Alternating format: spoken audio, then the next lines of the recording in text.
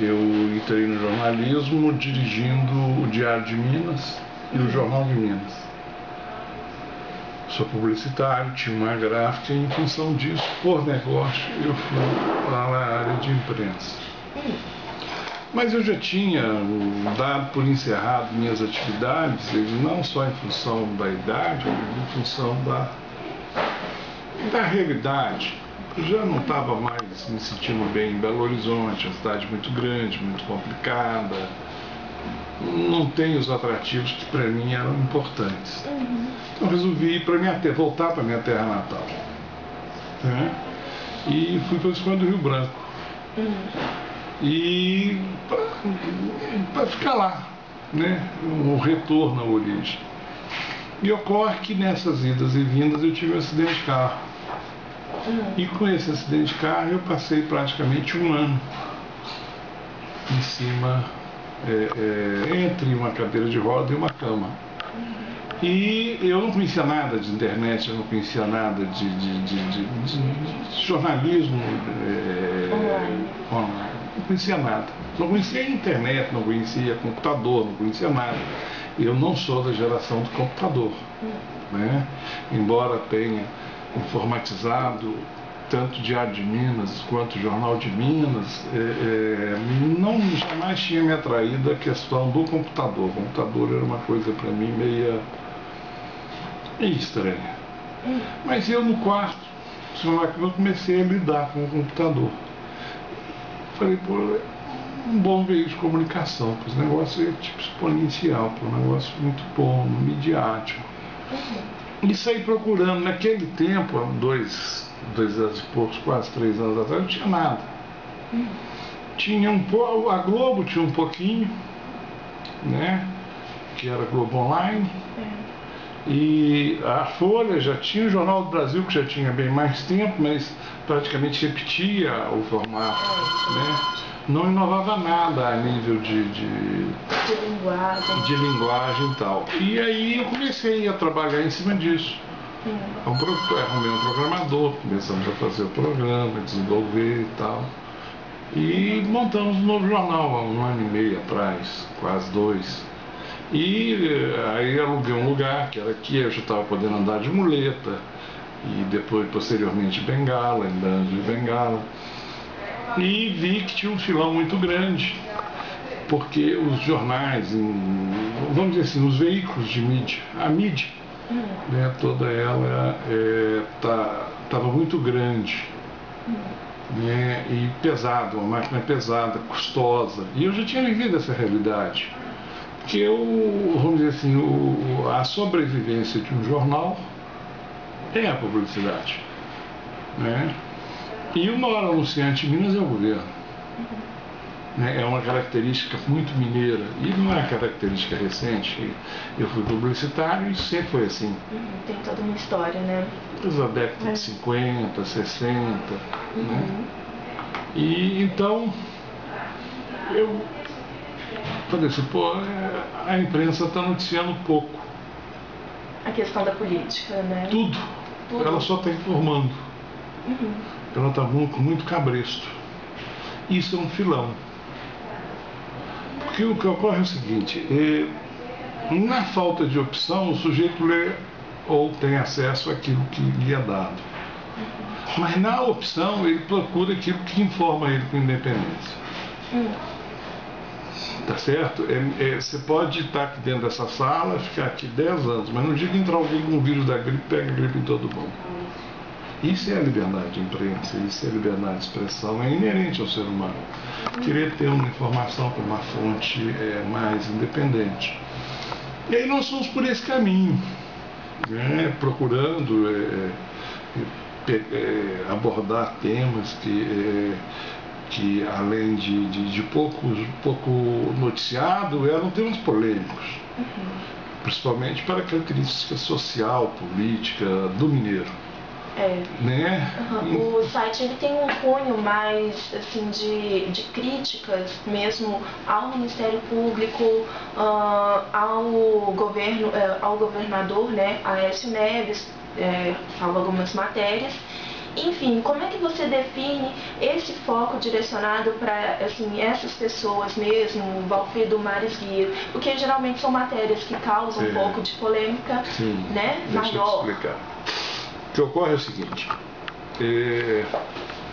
70% da imprensa mineira vive em torno de fontes privilegiadas. O que são fontes privilegiadas? O maior jornal, que eles chamam o maior jornal impresso mineiro, tem como, não sei, não posso falar o nome, certo? Tem como fonte privilegiada o Ministério Público, o Judiciário. Por quê? Porque este jornal tem a origem sua em pessoas oriundas dessas áreas. Foram ex-juízes, ex-desembargadores, ex-advogados, grandes juízes, grandes governadores, desembargadores, ex-promotores, ex-procuradores, que fundavam esse jornal. Então mantiveram dentro dessa estrutura à disposição deles. Então, eu noticiar a respeito do Ministério Público, eu vou sempre noticiar atrasado em relação a esse jornal. Os demais veículos aceitam isso, essa relação. Nós não aceitamos. Mesma coisa diz respeito ao judiciário, mesma coisa diz respeito à área política. Então nós queremos ter uma notícia nova a respeito de um novo fato. A partir de 93, com o advento da lei orgânica do Ministério Público, o Ministério Público praticamente se transformou num poder, embora legalmente, constitucionalmente não seja, praticamente se transformou. Tem autonomia e uma série de outras coisas. E o Ministério Público vinha tendo uma atitude bem firme diante dos outros poderes. Uma posição independente. E isso significava pauta, significava notícia. De uma hora para outra, o Ministério Público mudou, passou a ser um Ministério Público político, que diferencia daquilo que para nós o Ministério Público como pauta que é exatamente o fiscal dos demais poderes. Então nós passamos a ter uma crítica profunda desse comportamento. Por quê? Porque a sociedade não precisa de um Ministério Público político. A sociedade precisa de um Ministério Público independente, fiscalizador. Então, em cima disso, nós passamos a ver que existia toda uma ansiedade por parte da sociedade de ter informações a respeito das omissões do Ministério Público. Porque como é que você nota isso? Você nota que publica uma matéria, o número de views, o número de acessos, fala assim, você fala, ó, responderam. Então você, depois de um mês, 2 meses, você passa a ter praticamente o feedback do que é a coisa. Né? Entendi. E as matérias também, eu queria saber por que elas não são assinadas. Bom, deixa eu te explicar. Não sei se você sabe. Pelos jornalistas mesmo que as formulam. Isso, deixa eu te explicar. 3 motivos. Primeiro motivo que a lei de imprensa determina que, tendo um diretor responsável, esse diretor responsável é o responsável pelas matérias. Primeira coisa. Segunda coisa, muitas matérias que são feitas por jornalistas, muitas vezes de outros veículos, e que não podem publicar essas matérias nos veículos deles. E que vem e publica no nosso sob a guarita do diretor responsável. Vamos uma hipótese, você trabalha no jornal A. São freelancers, mais ou menos. Não são freelancers. Não. Muitas vezes eles não cobram nada, eles querem, porque o jornalismo é um sacerdócio.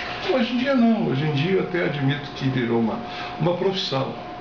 Mas ainda existem jornalistas, não são todos, que têm isso como sacerdócio, que entende que é obrigação dele noticiar e denunciar determinados fatos. E eles não conseguem fazer isso nos veículos que eles estão.